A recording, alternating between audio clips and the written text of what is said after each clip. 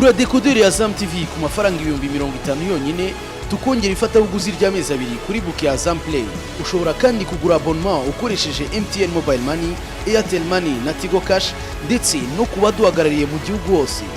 Azam TV, imyidagaduro kuri bose.